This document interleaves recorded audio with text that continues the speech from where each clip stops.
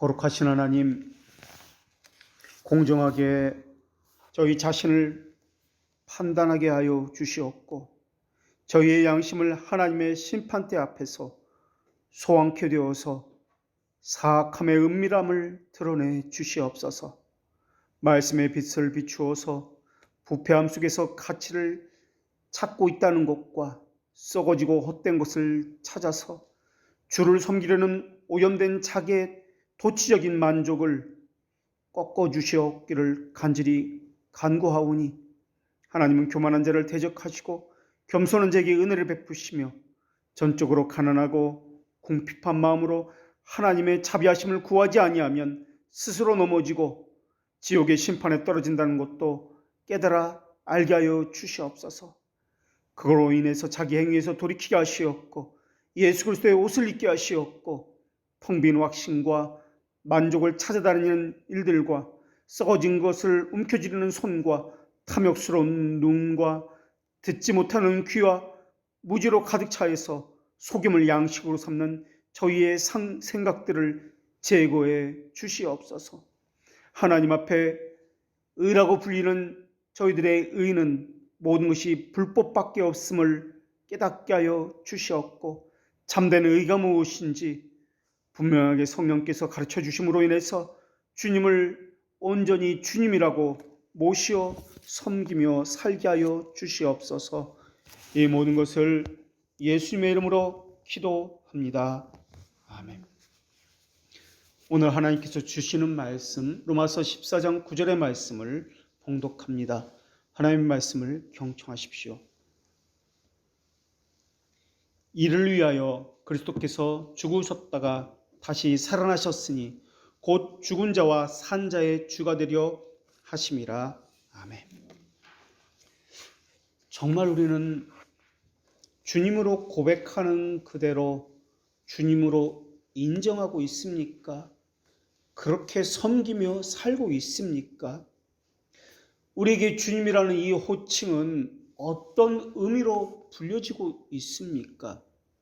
주님이라고 말을 할 때 그 말의 의미가 무엇인지 정확히 알고 사용하고 있습니까? 주라는 말의 의미를 모르면 구원도 모르게 될 것이고, 하이델베르 교리문답 제1문에서 고백하는 것처럼 우리의 영원한 위로가 무엇인지도 모르게 될 것이고, 영원한 만족이 무엇인지도 모르고 살아가게 될 것입니다. 주라고 불린다는 것은 나는 종입니다, 노예입니다, 그분의 소속입니다 라는 것을 전제로 하는 말씀입니다. 주라는 단어는 주인, 소유자라는 의미로 사용되기 때문에 그렇습니다. 그것이 첫 번째 의미고, 또 다른 하나는 법률적인 의미로서 그분의 처분권이 있습니다. 그분 마음대로 우리를, 그 종을 처분할 수 있습니다 라는 뜻입니다. 구약시대에는 이 주라는 호칭은 로마 제국의 왕 또는 바벨론 지역의 왕의 칭으로 사용되지는 않았습니다. 통치자에게 사용된 것은 주전 1세기경부터 사용되기 시작하였습니다. 로마 황제에게 헬라어로 퀴리오스, 그리고 라틴어로 도미누스라고 불렸던 것입니다. 로마 제국에서는 처음에는 살아있는 황제에게는 주라고 불려지지 않았습니다. 죽어서야 비로소 신의로 격상되어서 주라고 불려졌습니다. 그래서 네로가 죽은 뒤에 네로 비문에도 세상 모든 사람의 주라고, 다시 말하면 퀴리오스라고 그렇게 비문에 기록되어 있습니다. 도미티아누스 황제 때는 공식 서한에 라틴어로 주라는 도미누스라는 단어를 그렇게 모든 공식 서한에 기록하도록 했습니다. 그리고 자기 자신을 향해서 우리의 주와 하나님이라고 불리도록 그렇게 했습니다. 그리고 마지막 대피팍 시기인 디오클레티아누스 황제 때는 황제가 살아있는 경우에도 자신을 향해서 주다, 도미누스다 또는 퀴리오스다 라고 부르도록 그렇게 했습니다. 황제를 주로서 섬긴다라고 하는 것은 그 당시에 국가에 충성한다라는 것과 같은 동요였습니다. 그런데 그리스도를 주님이라고 고백하는 사람들에게는 사람을 주라고 부른다는 것은 있을 수가 없다고 생각했습니다. 더군다나 신상에 절을 한다는 것은 그들의 생각으로는 도저히 받아들일 수 있는 것이 아니었습니다. 그러나 로마에서는 이것은 우상에게 절하는 것이 아니다, 국가에 충성하는 것이다 라고 말을 했던 것 같습니다. 마치 일제강점기에 그러했던 것처럼 말입니다. 하나님께 예배하는 것이지, 그리고 국가에 충성하는 것이지, 이것은 별개다. 그래서 예배 시작 전에 신궁을 향해서 묵도를 하고 예배를 하는 것과 마찬가지였나 봅니다. 그 영향으로 묵도하심으로 예배 시작하겠습니다 라는 멘트를 지금도 하고 있는지도 모르겠습니다. 일제강점기 기독교 총회에서는 일본 왕을 모시는 그 신사에 참배하는 것은 국가에 충성하는 것이다, 우상에 절하는 것이 아니다 라고 결정을 하게 되었습니다. 이와 비슷한 상황이 오늘 본문의 말씀들입니다. 초대교회 교인들에게 이것이 어떤 의미인가 하는 것을 오늘 살펴보고자 합니다. 그리고 주라는 단어가 구약성경에서는 어떻게 사용되었는지 살펴보고, 그 다음에 신약성경에서는 어떤 의미로 사용되었는지 또한 살펴보겠습니다. 그리고 오늘 본문의 말씀처럼 산자와 죽은 자의 주가 되게 하신다는 그 말씀이 어떤 의미인지 또한 살펴보겠습니다. 성경은 약 6,500회 정도 주라는 단어, 정확히 퀴리오스라는 이 단어가 나옵니다. 퀴리오스는 하나님을 뜻하는 히브리어 고유명사인 여호와를 지칭하는 단어로서 사용되었습니다. 주라는 의미는 여호와를 지칭하는 단어로 사용되었는데, 창조주, 모든 만물의 주인, 생명과 사망의 주인이라는 의미와 같은 말입니다. 여호와를 뜻하는 단어가 퀴리오스라는 단어로서 그렇게 대신하게 되었는데, 이것은 또한 법적인 소유권을 가졌습니다 라는 뜻을 강조하는 단어입니다. 여호와께서 애굽에서 이스라엘 백성들을 구원해 내셨습니다. 그리고 자기 소유로 선택된 백성이기 때문에 이스라엘 백성의 합법적인 주인은 여호와라 불렸습니다. 그리고 이 여호와라는 단어가 나중에는 퀴리오스라는 단어로 바뀌게 되는데, 하나님을 부르는 영어로서 아도나이라는 단어로 사용되어지게 되었습니다. 우리가 기원 전과 기원 후를 이야기합니다. 그래서 BC와 AD로 기원 전과 기원 후를 이야기합니다. 기원 후 AD를 아노 도미니라고 이야기합니다. 주의 해, 주님의 해다라고 이야기합니다. 그러니까 기원 후라는 말은 주님이 오신 이유다라는 말입니다. 그 말 자체가, 기원전 기원 후 그 말 자체가 주님의 법적인 소유권을 가졌다, 인정한다라는 의미입니다. 문헌상 우리나라가 독자적인 연호를 사용한 것은 광개토 대왕이 즉위한 391년부터라고 그렇게 기록에 남아 있습니다. 광개토 대왕은 고구려 연호를 영락이라고 그렇게 지었습니다. 영락은 길이 안락함을 누린다 라는 뜻입니다. 이 국호를 사용한다라는 말의 의미는 국가의 자주권을 선포한다라는 측면을 가지고 있습니다. 그래서 광개토 대왕을 다른 말로 영락대왕이다라고도 이야기합니다. 그러나 조선시대에는 명나라의 제후국으로 스스로 자청했기 때문에 독자적인 연호를 우리나라는 갖지를 못했습니다. 그러다가 1895년 청일 전쟁이 있고 청나라가 망하면서부터 우리나라에 대한 종주권 행사를 중국이 가지지 못하게 되면서부터 고종이 악언 파천을 하고 1897년에 대한제국이다라고 국호를 선포하게 되면서 광무라는 연호를 쓰게 됩니다. 대한제국으로 선포되어졌다, 연호를 광무로 쓰게 됐다라는 말은 우리는 자주 독립국입니다, 주권을 강조하는 그러한 측면을 이야기하고 있는 것입니다. 그러다가 그로부터 13년 후에 1910년 나라의 주권을 빼앗기게 되면서 대한제국이라는 그 국호를 쓸 수가 없게 되어집니다. 그만큼 황제에 대해서, 그 나라에 대해서 어떻게 부르냐에 따라 그 나라의 주권에 있어서 그것은 아주 중요한 일이었습니다. 로마 제국은 황제의 숭배 사상을 가지고 있었습니다. 이것을 가지고 제국의 사상적인 일치를 보려고 했던 것입니다. 그래서 그것을 통해서 로마를 하나로 만들려고 통치를 하려고 했던 것입니다. 우리가 로마 제국을 보듯이 문화나 철학이나 이런 문명 같은 것들은 다 그리스, 헬라에서 가져온 것입니다. 무엇을 가지고 거대한 제국을 다스려야 하는가 하는 문제들은 황제들에게 여전히 큰 숙제였습니다. 언어와 민족이 다릅니다. 달인들이 지속적으로 여러 지역에서 빈번하게 반란을 일으켰습니다. 제국 백성들의 눈을 다른 곳으로 돌리기 위해서 곳곳에 원형 경기장을 만들었습니다. 그리고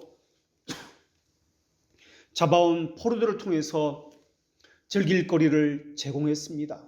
권투사 어떤 경기를 통해서 그들의 생각을 반란을 하지 못하도록 그쪽으로 붙들어 놓은 것입니다.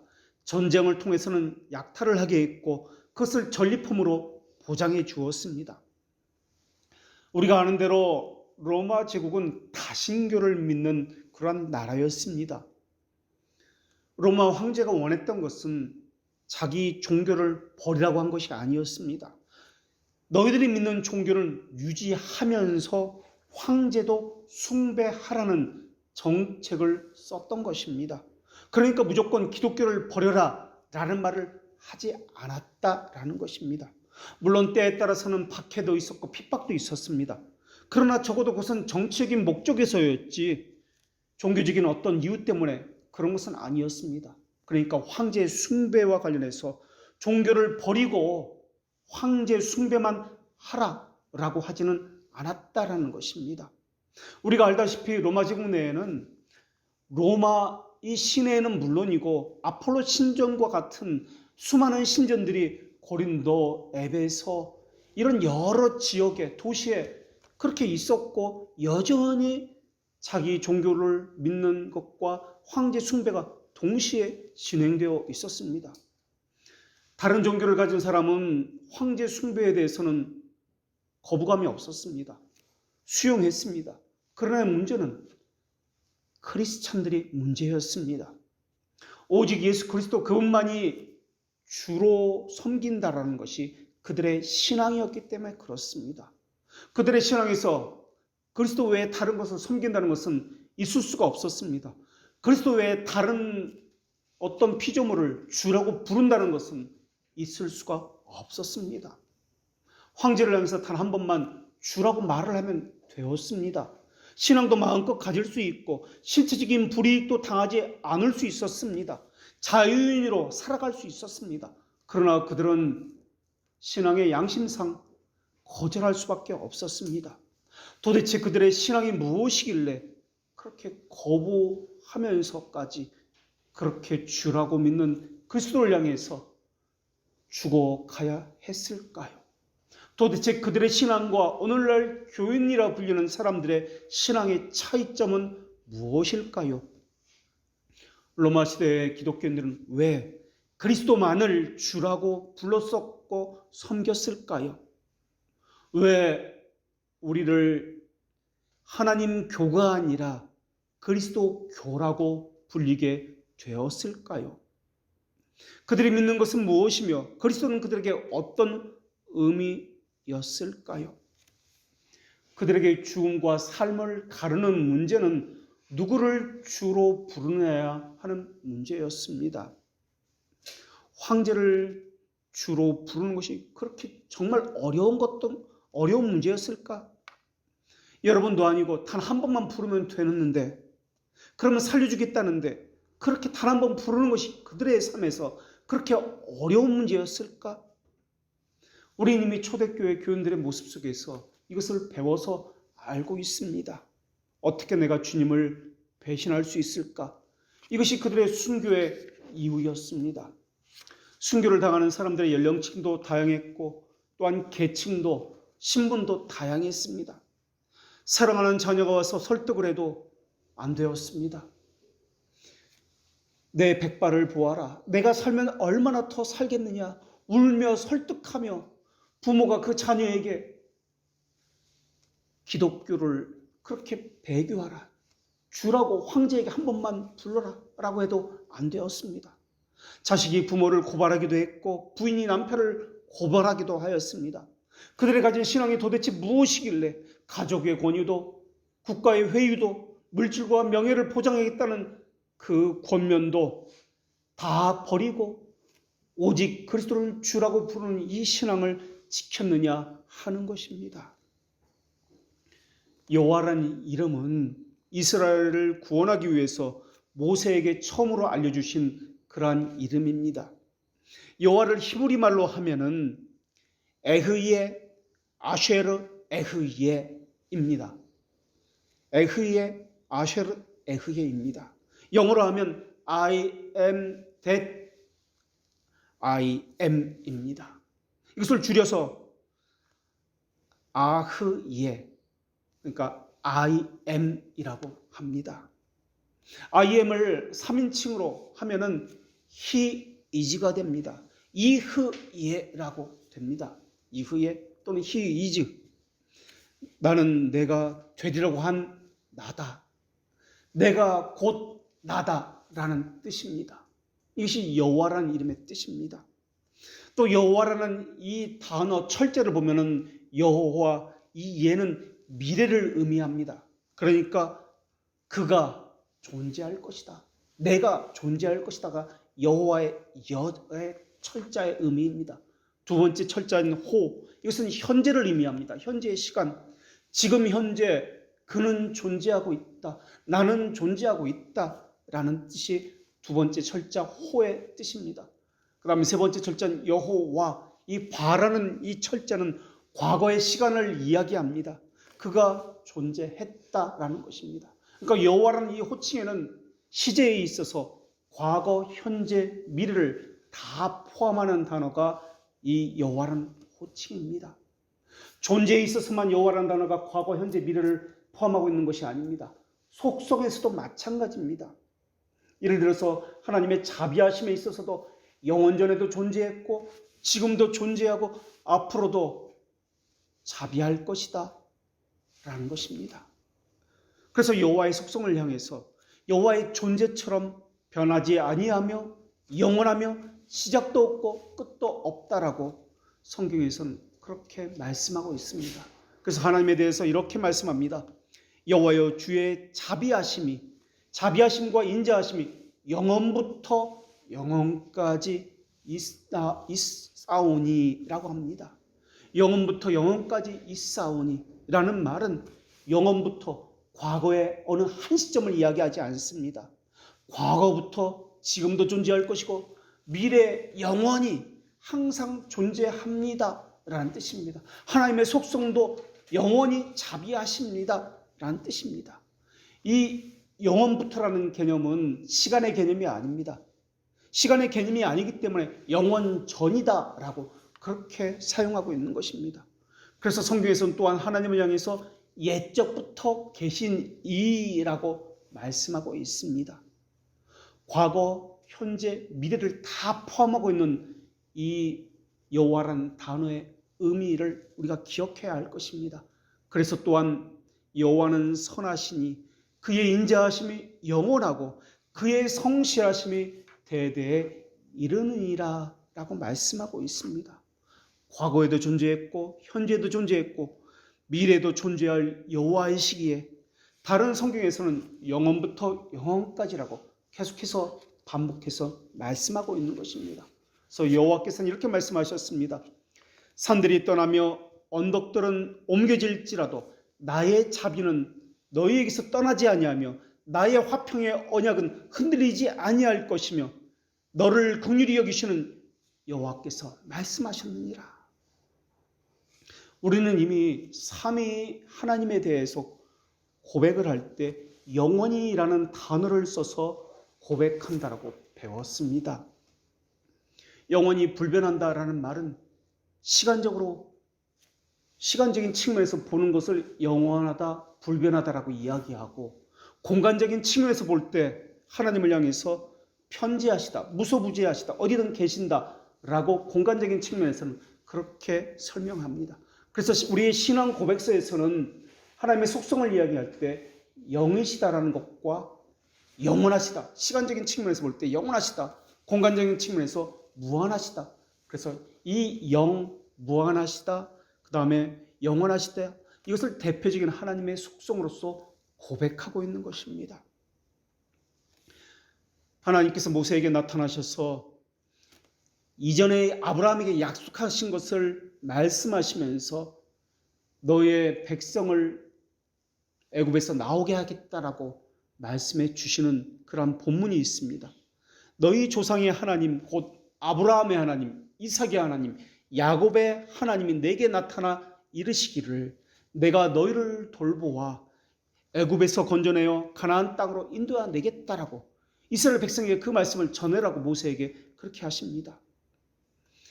여호와 하나님이라는 그 이름처럼 아브라함의 하나님, 이삭의 하나님, 야곱의 하나님이 모세의 하나님으로 이스라엘 백성에게 동일하게 언약을 나타내 보이신다. 지금까지도 유효한 영원한 약속이다라는 것을 말씀해주고 있는 것이 여호와라는 이름을 알려주면서 모세에게 했던 그 이름의 뜻입니다. 이사야 선지자도 하나님의 말씀을 이렇게 전하고 있습니다. 이 일을 누가 행하였느냐? 누가 이루었느냐? 누가 처음부터 만대를 불러내었느냐? 나 여호와라. 처음에도 나요, 나중에 있을 자에게도 내가 곧 그니라 라고 말씀합니다. 처음에도 나요, 나중에도 난데 내가 곧 그니라 라고 이야기합니다. 내가 곧 그니라 라는 말 자체가 여호와라는 호칭입니다. 내가 곧 그니라. 나는 변하지 아니며 항상 한결같으며 처음과 나중이요 또한 무소부지하는 어디든 계시는 그러한 뜻을 가졌다라는 것을 보여주고 있는 것이 내가 그니라, 다시 말하면 여호와라는 이름의 뜻입니다. 그런데 문제는 무엇이냐면 여호와라는 호칭, 내가 그니라, 과거 현재를 포함하고 있는 이 여호와라는 호칭이 주라는 호칭과 도대체 무슨 상관이 있느냐 하는 것입니다.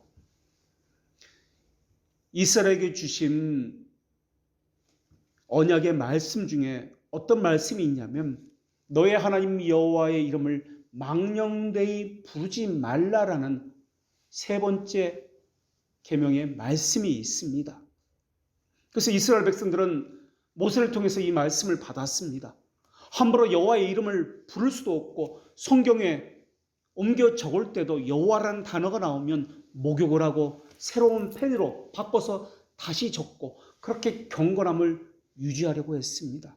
그러다 보니까 여호와라는 이 단어를 쓸 수가 없었습니다. 그래서 히브리어는 모음과 자음이 있습니다. 그래서 점만 찍기 시작하면서 모음화하기 시작했던 것입니다. 여호와라는 단어가 나오면은, 그래서 여호와라는 단어를 다른 것으로 대체하기도 시작했습니다. 유대인들은 여호와라는 단어 대신 하늘이라는 단어로 하샤마임이라는 단어로서 여호와라는 이름 대신 이 하늘이라는 단어 하샤마임을 쓰기도 했고, 또는 하늘나라라는 단어로 그렇게 쓰기도 했습니다. 또 주라는 단어, 히브리어는 아도나이라고 합니다. 헬라어는 퀴리오스라고 이야기합니다. 이 단어로 대체해서 여호와라는 단어를 쓰지 아니하고 주 또는 하늘 이렇게 쓰기 시작했던 것입니다. 그래서 마태복음을 보면은 유대인을 위한 성경이 마태복음이지 않습니까? 유대인을 위해서 쓰는 것이.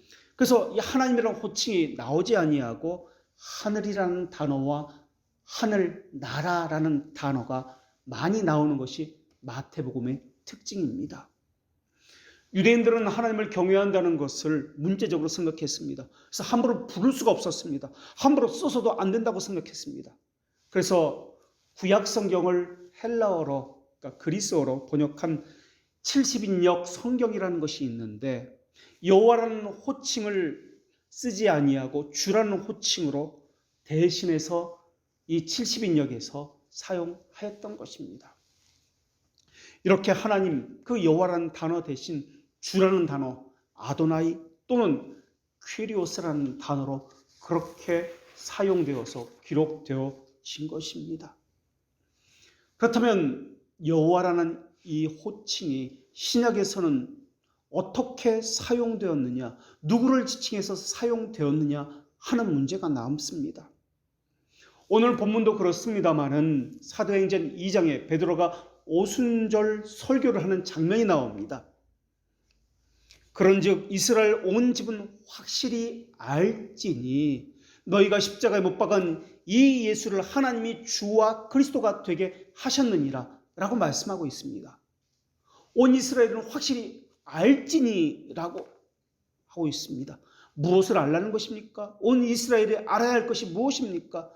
우리가 십자가에 못 박은 이 예수를 하나님이 주와 그리스도가 되게 하셨다는 사실을 분명히 알라라는 것입니다. 여기서 주목해야 할 단어가 있습니다. 주와 그리스도라는 단어입니다.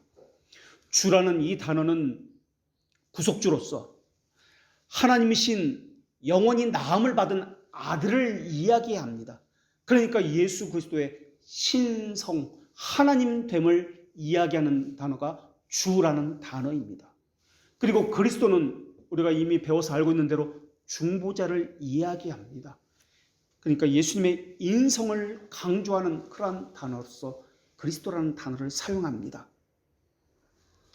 삼위 하나님이 영원전 언약에 의해서 하나님이신 예수님을 주와 그리스도로 작정하셨고 때가 되매 그 하나님이신 예수님이 육신을 입고 이 땅에 오셨다라는 말씀을 하고 있는 것입니다.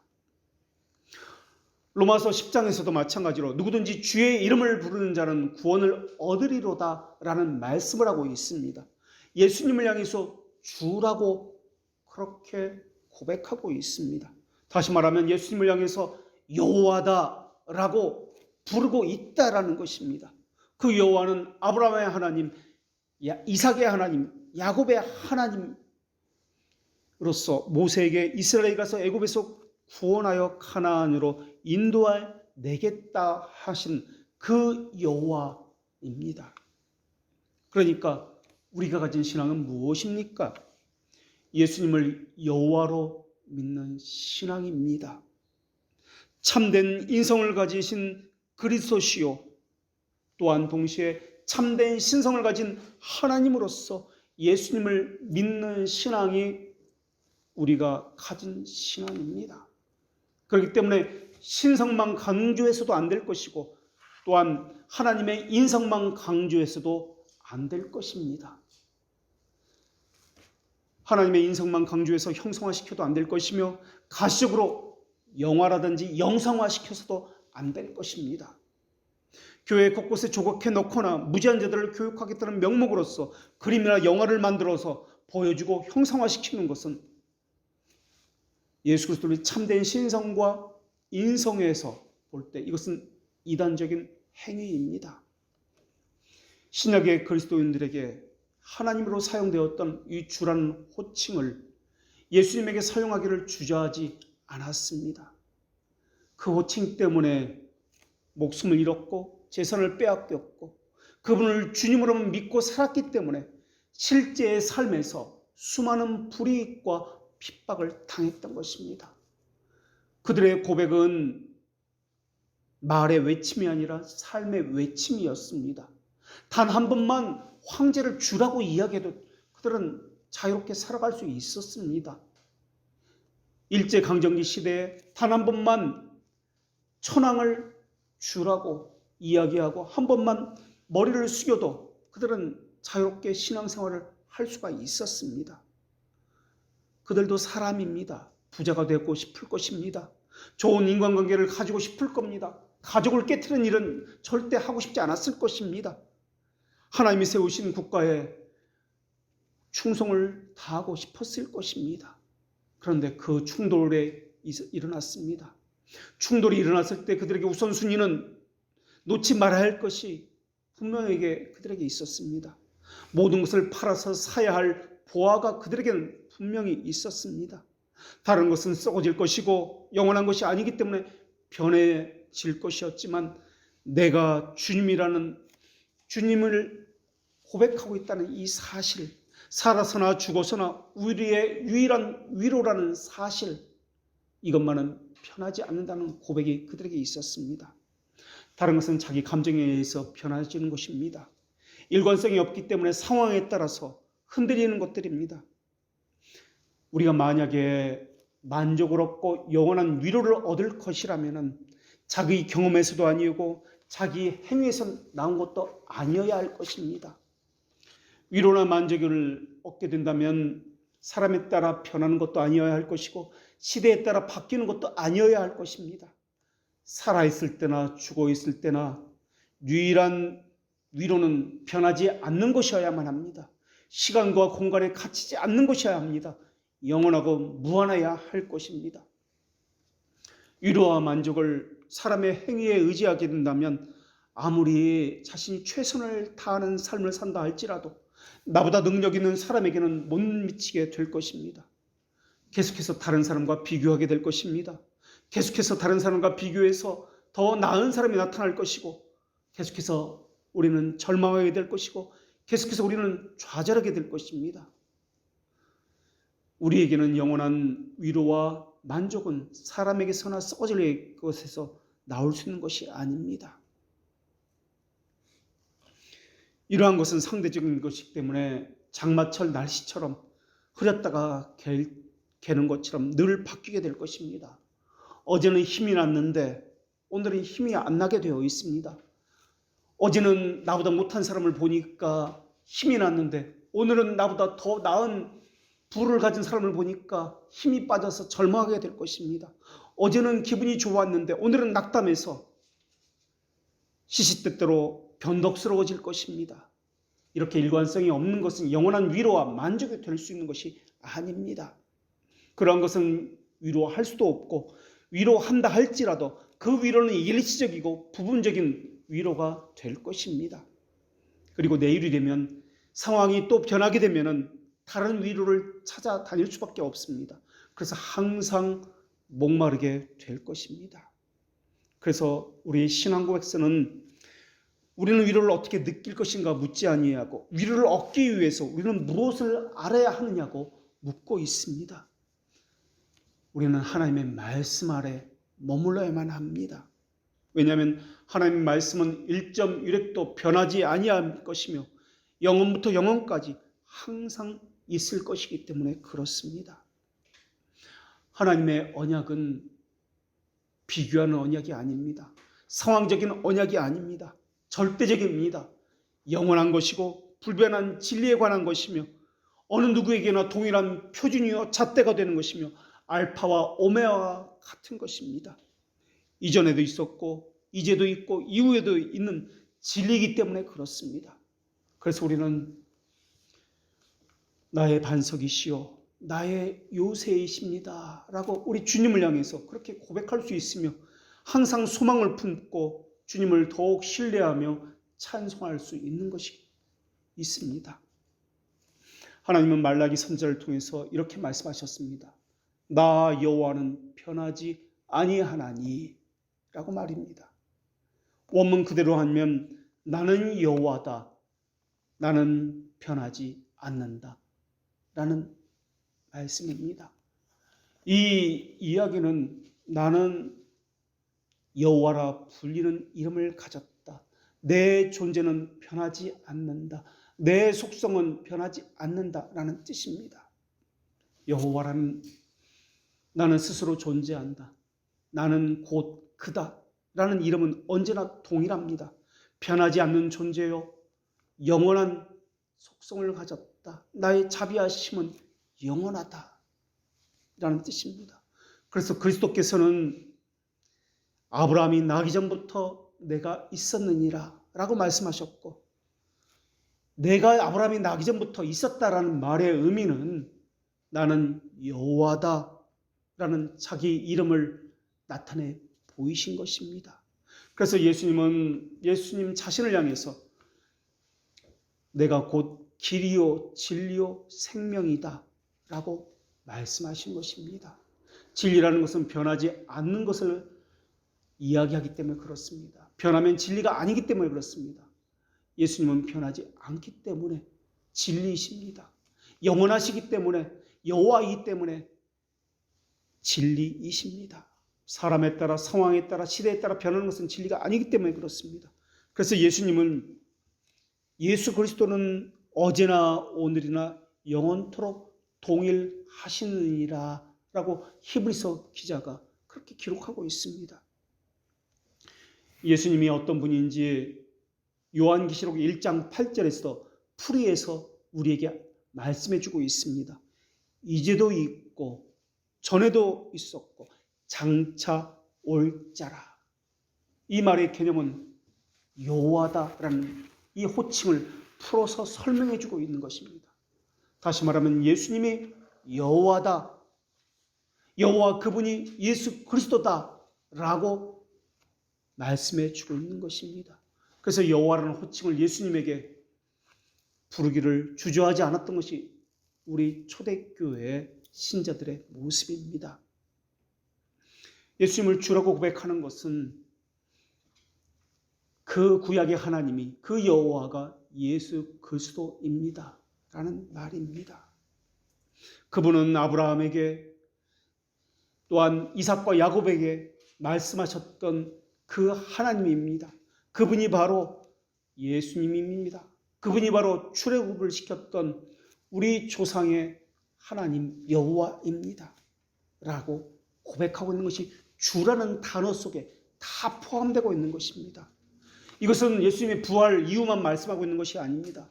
예수님의 출생 그 당시로 돌아가서 볼지라도 마찬가지입니다. 천사들이 전하여 준 말이 있습니다. 천사가 이르되 무서워하지 말라.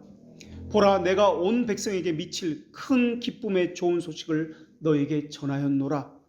오늘 다윗의 동네 너희를 위하여 구주가 나셨나니 곧 그리스도 주시니라. 구주가 나셨는데 곧 그리스도 주시다라는 증언입니다. 그분은 여호와인데 중보자로 참된 인성을 입고 이 땅에 오신 분이다라는 천사들의 고백입니다. 참된 하나님으로서 참된 인성을 취하신 분이 예수 그리스도입니다 라는 뜻입니다. 그분의 신성과 인성은 서로 혼합되지도 아니하며 변화도 되지 아니하며 분리도 되지 아니하며 분할도 되지 아니합니다. 헌데도 사람들은 여전히 예수 그리스도의 그 여호와이심을 부인하는 것처럼 신성과 인성을 분리해 놓고 있습니다. 그래서 인성만을 강조하기도 합니다. 신성은 어디에도 없는 것처럼 말입니다. 우리와 동일한 인성을 가지신 예수님께서는 겟세마네 동산에서도 군사들에게 잡힐 때에도 신성을 나타내 보이셨습니다. 그러면서 나는 여호와다라고 말씀해 주셨습니다. 요한복음 18장에서 하나님께서는 이렇게 기록해 놓으셨습니다. 예수께서 그 당할 일을 미리 아시고 나아가 이르시되 너희가 누구를 찾느냐? 대답하되 나사렛 예수라 하거늘 이르시되 내가 그니라 하시니라. 그를 파는 유다도 그들과 함께 섰더라. 예수께서 그들에게 내가 그니라 하실 때 그들이 물러가서 땅에 엎드러 지는지라. 부인들이 와서 나사렛 예수가 누구냐고 막 찾습니다. 나사렛 예수라는 이 말의 뜻은 별 볼로 없는 촌놈 같은 그런 의미로서 그냥 찾고 있는 겁니다. 그런데 예수님이 그들을 향해서 내가 그니라, 에고 에이미, 내가 곧 그니라라는 말의 의미는 여호와란 뜻입니다. 여호와다라고 이야기합니다. 예수님께서 잡히시는 그 장면 속에 내가 그니라는 그 말이 3번이나 나옵니다. 그런데 놀라운 것은 내가 곧 그니라라고 말을 했을 때 이 군인들이, 주위 사람들이 땅에 엎드려졌다라는 사실입니다. 인성을 입으신 그 예수님께서 내가 곧 그니라라고 했을 때 신성을 보고 하나님의 영광을 보고 그들이 두렵고 놀라서 엎드려졌더라라는 기록이 하나님의 말씀입니다. 예수님은 대제사장에게 신문 받을 때에도 동일하게 이렇게 말씀하셨습니다. 마가복음 14장 62절입니다. 예수께서 이르시되 내가 그니라, 인자가 권능자의 우편에 앉은 것과 하늘 구름을 타고 오는 것을 너희가 보리라 하시니. 하늘 구름을 타고 오신 분 누구십니까? 너희가 하늘 구름을 타고 오는 그를 볼 것이다. 다시 말하면 심판주 하나님을 너희가 볼 것이다 라고 이야기하고 있습니다. 대제사장은 지금 하나님을 제사를 드리는 중보자적인 직분을 가진 사람입니다. 그런 사람에게 실제 중보자가 심판을 받고 있습니다. 그 중보자가 권능자의 우편에 앉아 있다는 것을 말씀하시면서 너희들은 지금 죄가 없는 나를 심판하고 있다. 하나님의 이름으로 죄가 있다고 신문하고 있다. 그러나 나는 공정한 정의를 심판하는 심판주로 와서 너희들을 심판하리라 라는 말씀을 하고 계신 것입니다. 예수 그리스도는 알파와 오메가로서 만물을 심판하러 다시 오신다고 약속하셨습니다.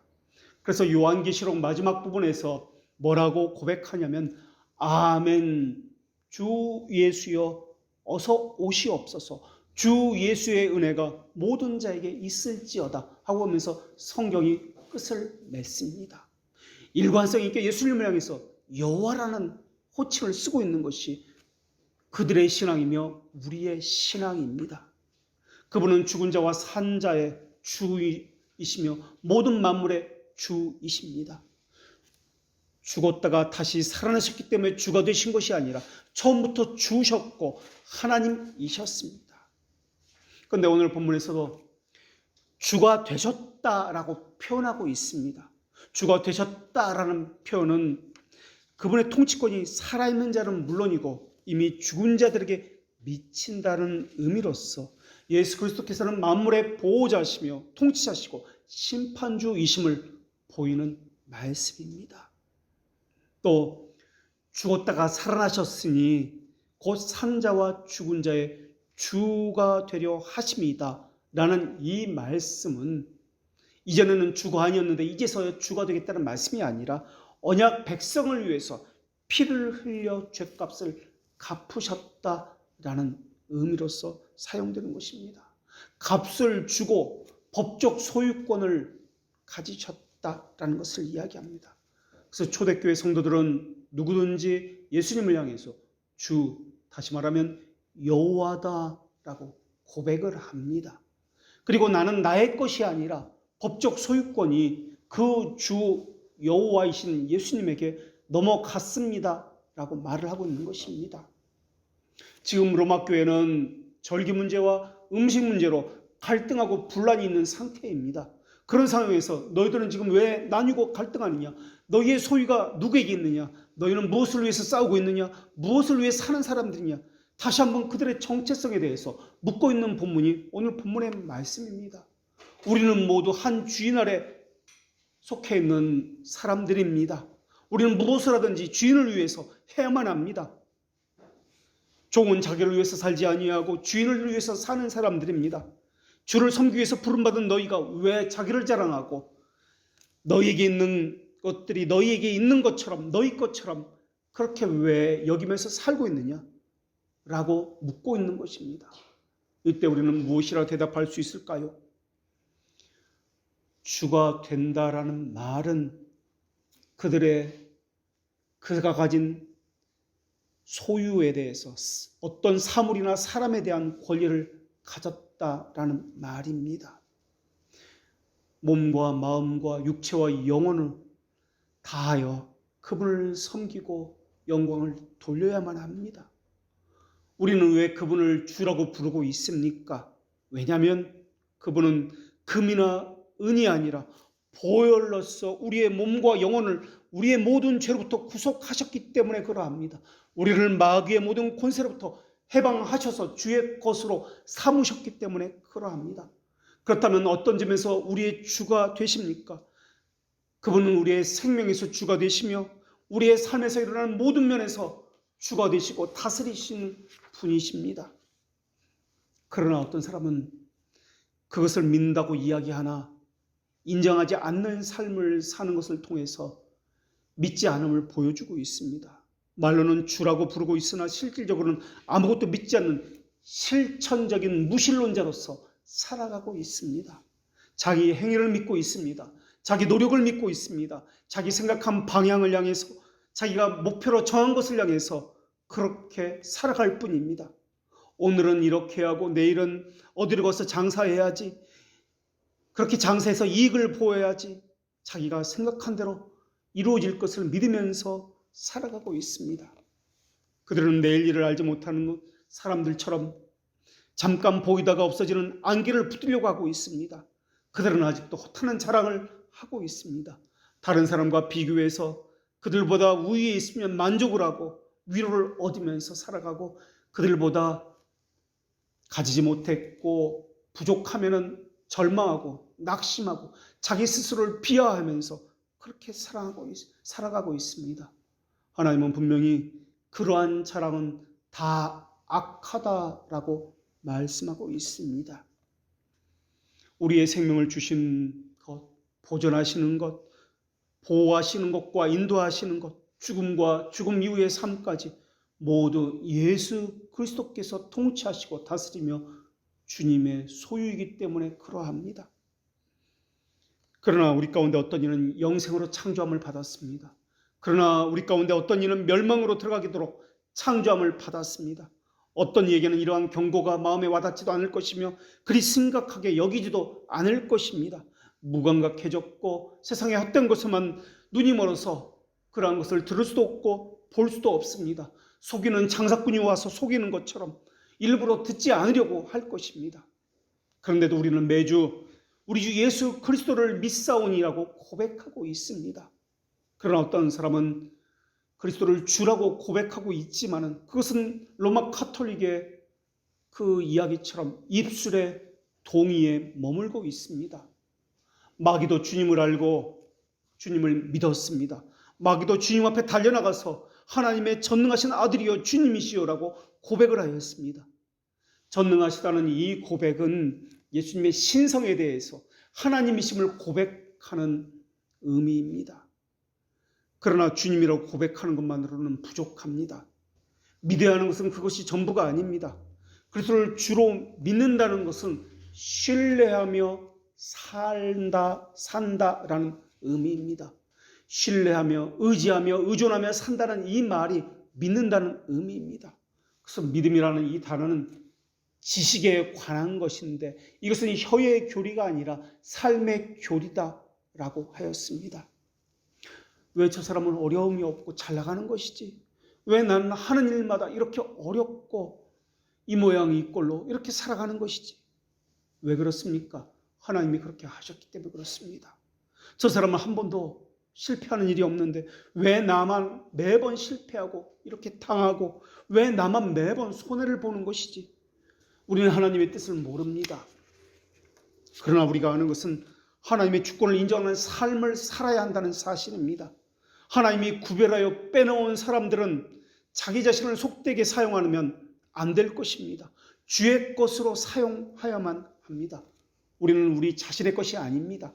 우리는 우리 이성이나 의지가 우리 계획과 행동을 지배하지 못하게 해야 합니다. 그러나 중생이 안 된 사람은 자기 것으로 생각하며 살아갈 것입니다. 자기가 목표를 정하고 자기가 생각한 대로 이루어질 것이라고 이야기할 것입니다. 그러나 신자는 자기 것이 아니기 때문에 육체를 따라 자신의 유익을 구해선 안 될 것입니다. 우리는 우리 자신의 것이 아니기 때문에 할 수 있는 대로 우리 자신과 우리 소유를 잊어버려야만 합니다. 우리는 주님의 것이기 때문에 그렇습니다. 그렇기 때문에 그분을 위해 살아야 하고 그분을 위해 죽어야 할 것입니다. 이것이 교회에서 안 된다면 삶에서는 더더욱 안 될 것입니다. 우리는 주님의 것이기 때문에 그분의 지혜와 그분의 뜻에 일치하는 행동을 해야 할 것입니다. 섬긴다는 말은 그분의 말씀에 순종한다는 말을 포함해서 모든 육적인 생각을 버린다는 의미를 가지고 있으며 우리의 마음이 하나님의 영이 명하시는 쪽으로 완전히 그쪽을 향해서 돌아선다는 의미를 가지고 있는다는 말이 섬긴다는 말입니다. 그렇기 때문에 우리는 그분만을 유일한 목표로 삼아야 합니다. 생활의 모든 부분이 그분을 향해서 경주하도록 그렇게 해야 합니다.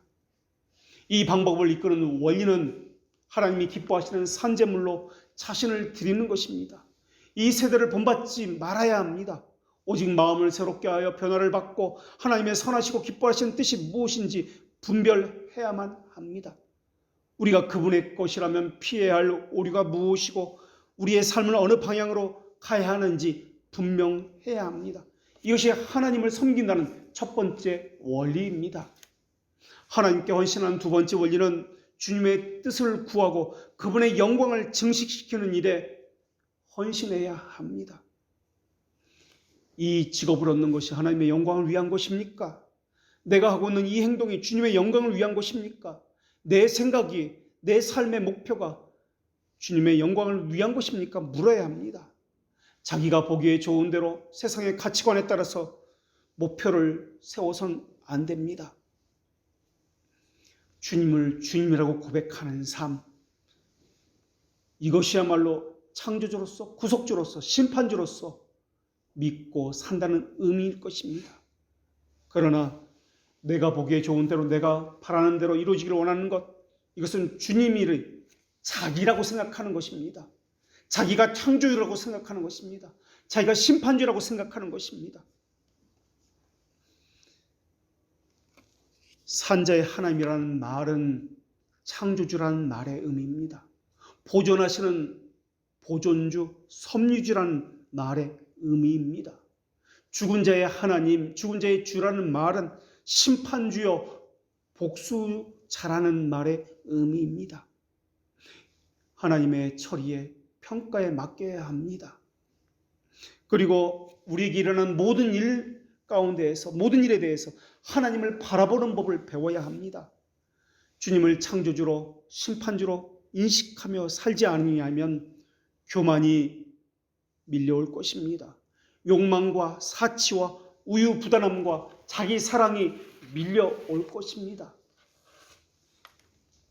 어떤 사람은 다른 사람을 속이기 위해서 형식적이고 이중적인 태도를 취할 것입니다. 이원론적인 사상을 가지고 하늘과 땅을 구분할 것이고 예수 그리스도의 신성과 인성을 구분해서 분리하는 삶을 살 것입니다.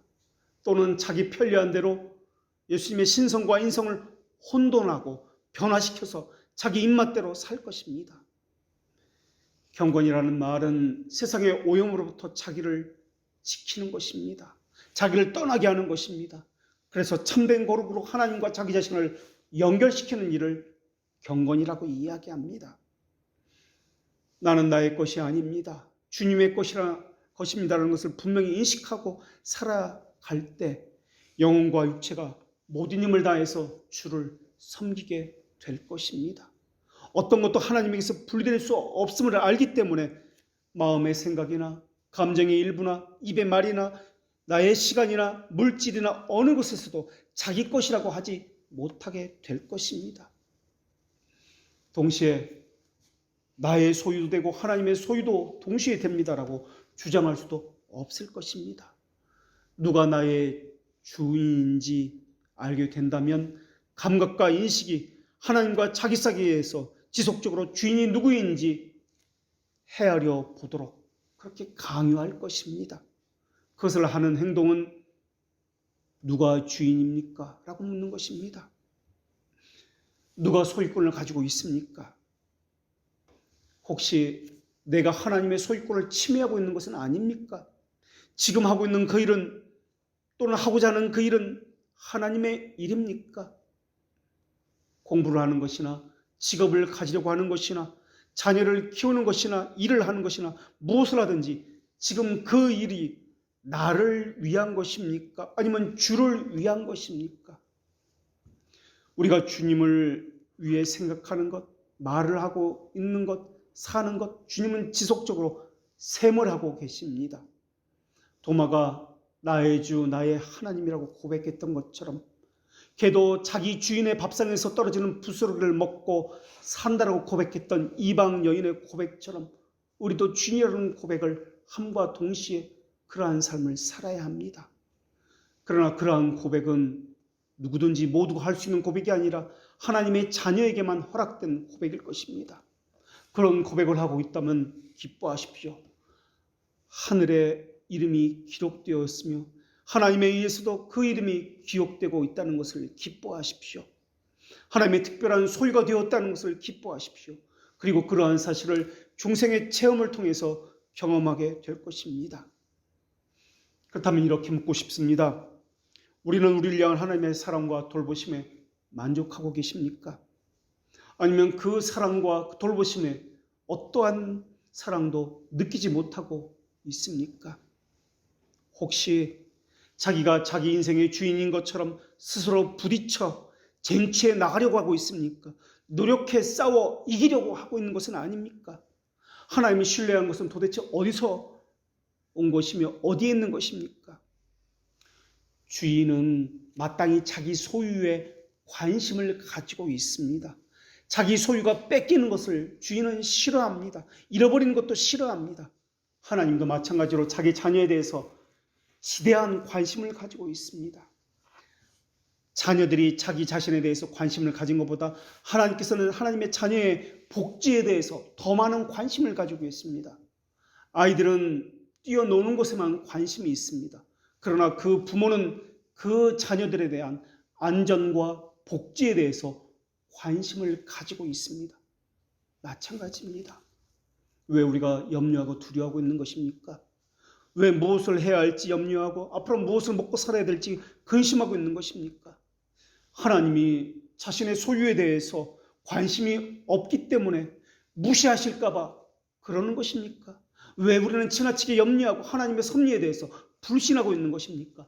하나님의 손이 짧아서 미치지 못할까 봐서입니까? 아니면 하나님의 능력을 믿지 못해서입니까? 왜 매사에 불안해하고 염려하고 좌절하고 힘겨워하는 것입니까? 혹시 자기가 자기 주인으로서 행사를 하고 있기 때문에 그런 것은 아닙니까? 자기 힘으로 무엇을 해보려고 하기 때문에 그렇게 된 것은 아닙니까? 우리의 주는 모든 만물의 주인이시며 다스리고 보존하시고 통치하시는 분이십니다. 주님이 모든 산자의 그리고 죽은 자의 주라는 인식은 우리를 겸손을 하게 만들 것입니다. 그리고 우리가 넘어졌을지라도 우리로 하여금 바로 일어서게 하는 힘을 줄 것입니다. 우리가 하나님의 소유라는 그 사실, 이 사실을 분명하게 인식하게 된다면 하나님의 섭리에 대해서 불평하지 않게 될 것입니다. 비난하는 것도 침묵하게 될 것입니다. 거기다가 하나님이 이미 우리에게 하나님만이 우리의 주인이라는 충분한 증거를 너무나 많이 보여주셨고 지금도 보여주고 계시고 앞으로도 보여주실 것입니다. 기도하겠습니다. 거룩하신 하나님, 살아있는 자와 죽은 자의 주가 되신 예수 그리스도에 대해서 배웠습니다. 그분은 여호와이십니다. 저희들에게 하나님의 심판을 늘 생각하는 각성된 양심을 갖게 하여 주시어서 오직 편은처가 되시는 주 예수 그리스도에게서만 찾을 수 있다는 것을 기억하게 하여 주시었고 숨을 쉬지 못해서 힘들어하고 답답하고 불안할 때마다 심정의 가장 깊은 곳에 숨겨진 저희들의 생각을 드러내시는 분이 있다는 것도 깨닫게 하여 주시옵소서. 우리의 영원한 방패와 산성이신 그리스도 안에서만 안전함과 평안함을 얻을 수 있다는 것을 늘 간직하며 깨달게 하여 주시옵소서. 하나님의 자비하심에만 의존하길 원합니다. 주님을 주님이라 여기는 마땅한 증거들에 우리의 삶에 넘치고 있건만 우리들은 그것을 보지 못하고 있습니다.